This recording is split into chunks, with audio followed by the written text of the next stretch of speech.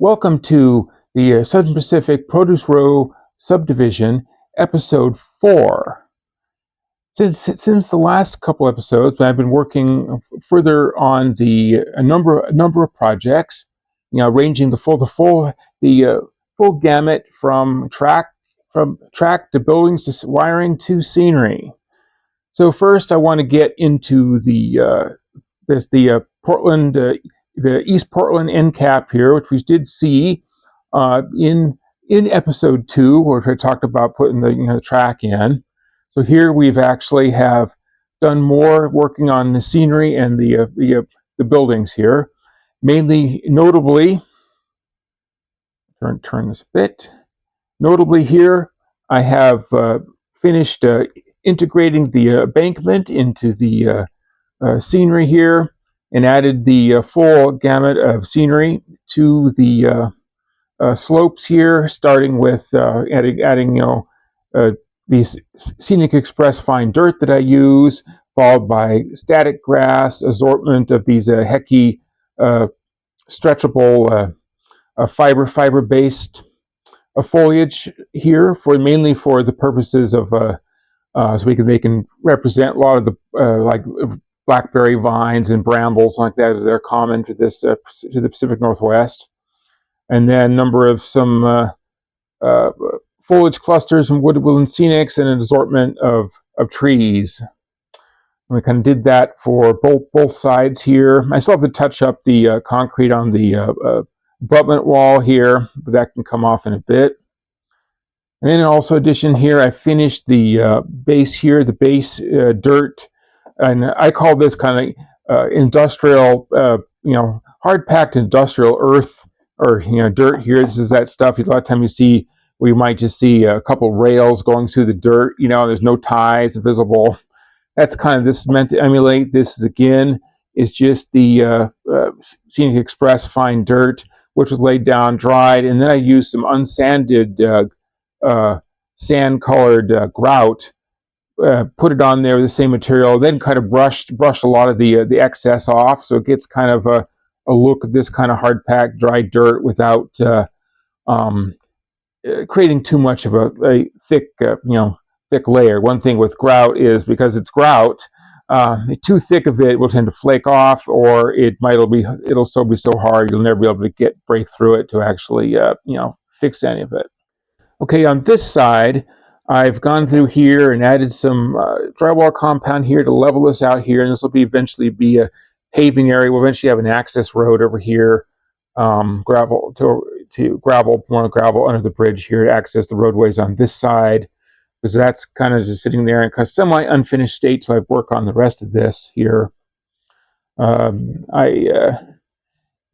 thing difference here is I went and added the sign here. This sign here is actually just done. It was done in Canva here because I wanted the access to the fonts, and this is just printed out on a black element, and I use weathering powders here to dirty it up, make it look a little faded, things like that, so it doesn't look so stark.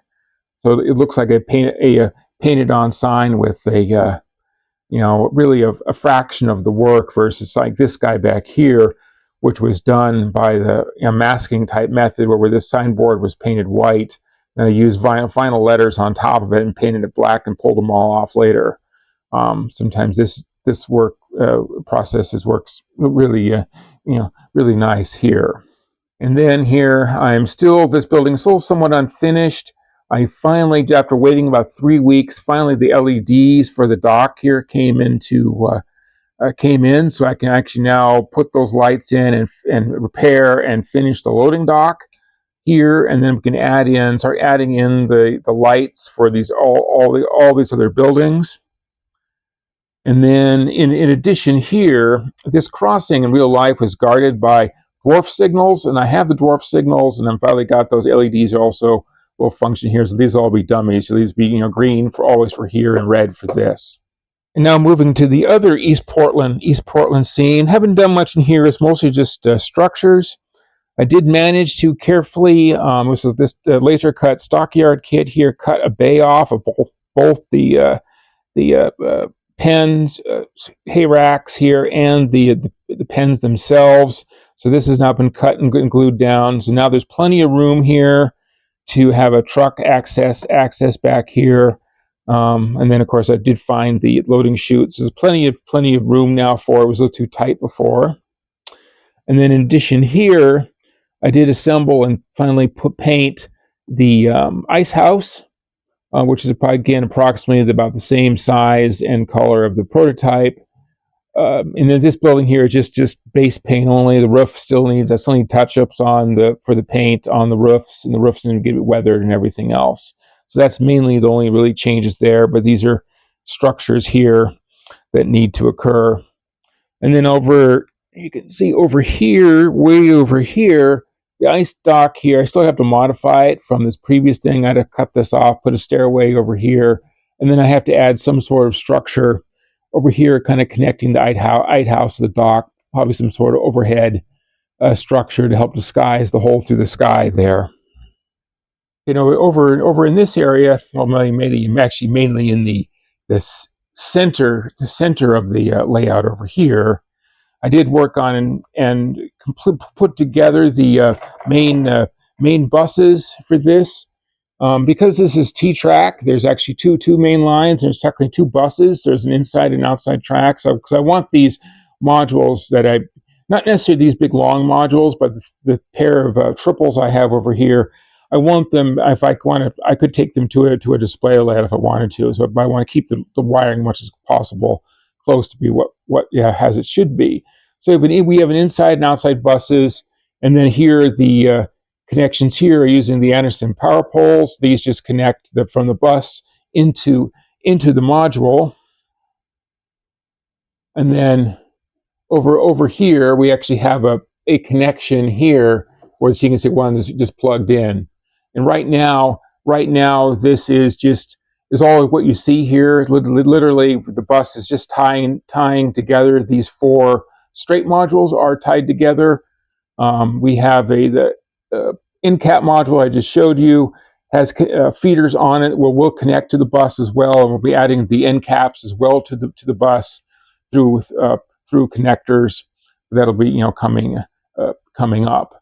The major step here is the last step here is to connect the bus itself to the command station. There already is a terminal strip under the main yard module, which is connected up between there's wired up between the command station and the terminal strip, but I still need to connect from the terminal strip to the bus. And then we'll have fun with track feeders later. We're back over here in the the northern East Portland area here.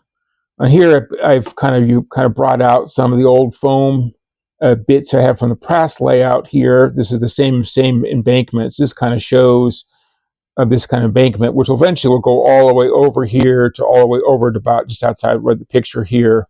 And this will be the buildings are on the slope will be benched in. So in reality, it's about a story or two from the back to the front. So you might be building, it may look 5 stories at the front, but it's only 3 in the back. So really, these buildings will be benched into on this slope eventually. And then I had one change in here, basically relating to the freight station here. After playing with the end cap and trying to figure out how all the buildings would fit in here, I had the freight station building here, which was planned to be scratch built, but in reality, because how the track is, and plus this is only a foot deep compared to the regular module. The regular layout I had before was 18, so I had more room before. Without trying to make things too crunched, we do have room for trucks to access. Got a street connection here, but this is all the street comes here, and this is all going to be paved anyways. I was thinking, well, I found this other loading dock here. I think instead of the freight station, we're just going to have this loading dock instead of it. In reality, there was the original paved areas here for the produce terminal tracks, which were there. At the end of the actual freight station building, there was actually a large wooden dock, which this is also wooden, which was also used for freight. So here I think I'm probably just going to emulate that with this. This will allow me to keep the spur in here and still allow some freight traffic to be transferred from box cars onto the dock and to trucks. It's only about the spot or two as was before. It's actually much smaller than the original, and the freight station before wasn't really paying much homage anymore, just because the number of tracks in front has really been cut down. The number of spots was usually had like 16 spaces before, on 4 spaces on 4 tracks. Past layout had 2 tracks, but 4 each, so 8. This is only 2. So I think the dock fits better. We can get trucks and vehicles around it. It fits better in the scene, but we're not necessarily going to lose operational flexibility. And lastly, we actually been working here in the area here that was actually featured in episode 3 in the yard. And we've actually now gotten the first part of the yard actually, glued down and ready for wiring. So here we've got the REA express building track is now in place. The tail track off the yard ladder, the caboose track, the first 3 classification tracks are now here. And then we also have the shop and fuel oil service track is now in. Did finish, and then right now, before I'm cleaning this video here, we have got the gluing down right now. The rest of the yard lead bypass.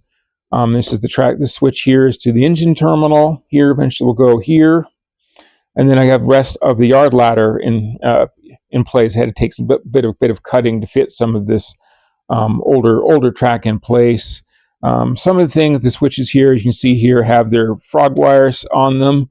From the past layout, only about 50% made it, so still got to put half of them back on again. But we'll have to drill all those holes and push all these wires down before I get to the underground portion of this portion of the work. Mainly because I'm using these Waters layout control system switch machines for some of the major switches. These are servo-based machines. They have micro switches for frog or signal control, and they also have they're also DCC addressable as well. They can be addressed and triggered in numerous ways. But these, since they're horizontal, they're available in horizontal and vertical. These are horizontal because we have obviously a shallow space. There's a number of them that have to fit in through here for this area, and I don't want to accidentally drill through them with putting with the feeders in and things like that. So I want to do that last. And then you can see here, this is how I kind of do track work here. This track is literally, it's cut and fit and glued down with basically just straight Elmer's glue, brushed in, and then I use tape and cans for weights and hold it to hold it down. And I realized, yes, and as this doing ballasting, it could come loose again per se. But Payco track doesn't move. Everything is soldered, so it's not like it's going to move on you. And then, of course, so once it's ballasted, it's rock hard. Nothing's ever moving.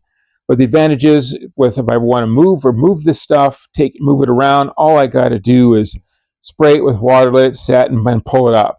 And all this track in the yard switches here was all recycled from the previous layout. And besides, now that's a lot of it's just for economy. For instance, right now, even the discount prices for these Payco switches is over $20 each, and Flex Track is ridiculous priced. So I want to be able to reuse things as much as possible. If you use something like caulk, which a lot of people use, that stuff here, it's unlikely you're going to be able to pull your track up without destroying the track. So I've always done it this way. So it seems I've reused track over and over and over again, much as possible. And that's kind of what I've done with the rest of this layout. If I can reuse plywood, wire, lumber and things like that, I will do that. There's no point tossing it unless you don't have to. Well, that is all I have for this video. So hopefully you'll be coming around for episode for the next coming episodes as we finish the yard, maybe get some switch machines or at least planned. We have to drill a lot of holes and a lot of wiring once we flip this thing on its side, on its back. And maybe I'll get into some lighting with the other works and working on completing the main bus wires. Until then, thanks for watching.